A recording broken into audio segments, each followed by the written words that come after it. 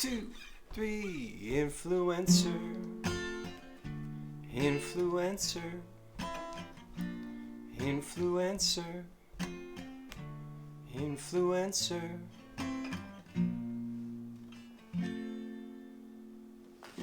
What's up, guys? Welcome back to another episode of What Makes This Song Interesting.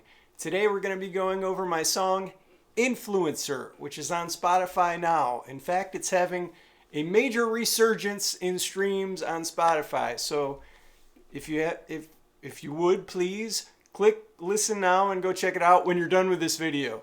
Enough of the sales.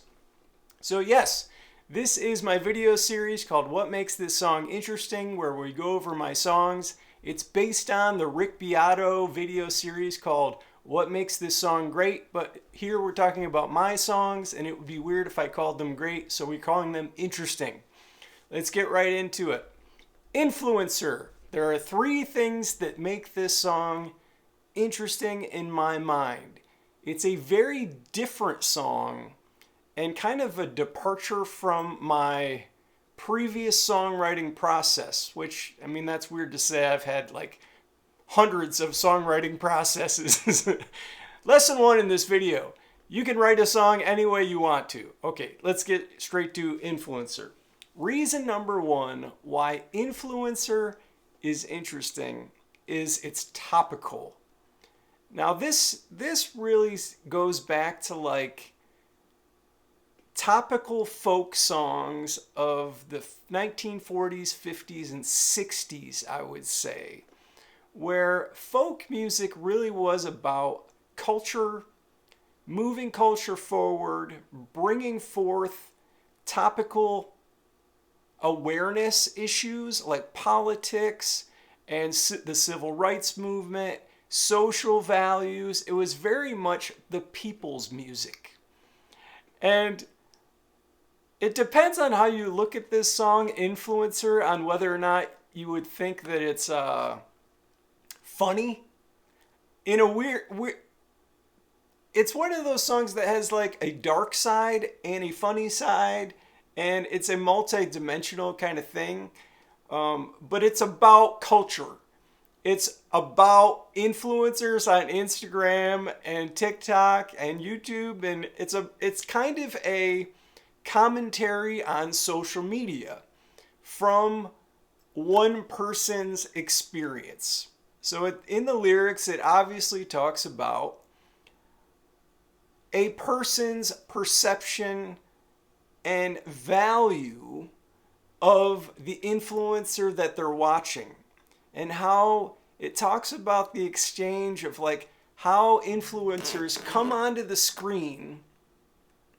We get this emotion, this dopamine hit, this cultural value. There's this energy exchange there when the influencer shows up on your screen. Next thing you know, they're gone from your screen and you're on to the next person. And I would like to think each influencer has their own value, right? But you miss them when they're gone. And then when they show up again, you're like, yes, my influencer, my person. So it's neither a negative or a positive commentary on social media. It's more just like a talking about what is happening here. And I think some of the best folk music does that. It doesn't really, well, it depends on how you look at it. Pete Seeger would say, take a side, Kev. But Bob Dylan would say, stay in the middle, Kev. Or not even stay in the middle. Go so far left and right that nobody can tell where you stand. I like that one best, for sure, when it comes to the politics of folk music and navigating those waters. But yes, Influencer is a topical song. So that's one thing that makes it interesting. Reason number 2 why Influencer is interesting in my mind is the process in which the song was created. Now, in 2018, I had some time on my hands and no money. I think that's important to say. I've made some of my best work when I've had no money. But yeah, I had like a month to kill. And I was like, okay. Well, it was right around the holidays too. So between like late November and the end of December of 2018, I was like, okay, I'm going to do this challenge where I write 30 songs in 30 days. Not only write the song, but make a video for it, post it on social media. So every single day. Now, to do a challenge like that, the best way to do it is with topical issues. You don't have to come up with the ideas out of the ether, right? Or it's not like God-given artistic expressions every single day. You don't have to tap into your creativity in that way. It's more about work product and looking at what's around you and then just pulling issues. So I was writing about climate change and vegan dog food and what else? Instagram, of course, influencer, Facebook friends. What else did I write about? Man, Trump. There's a song in there about Trump.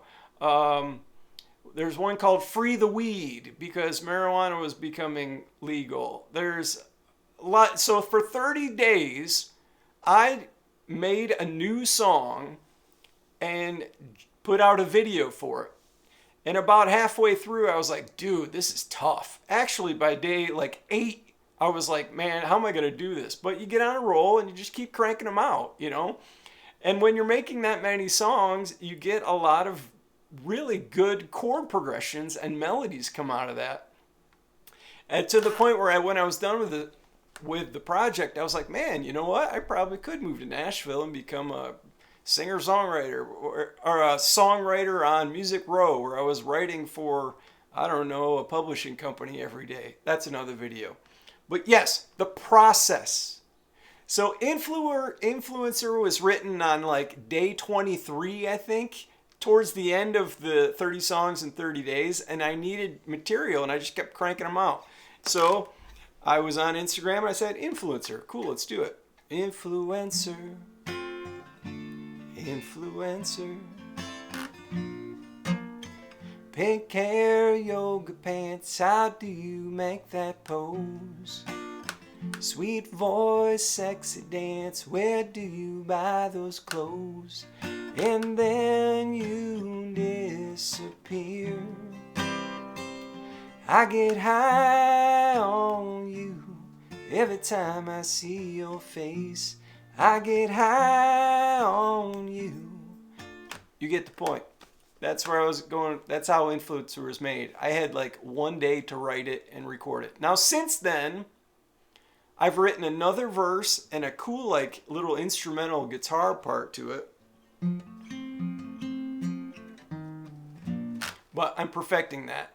Anyway, what I'm saying is just because you start the song in a project like 30 songs in 30 days doesn't mean you can't grow the song over time and build it into other things. Right here, it was an acoustic little seed of a tune, and I was just working on it.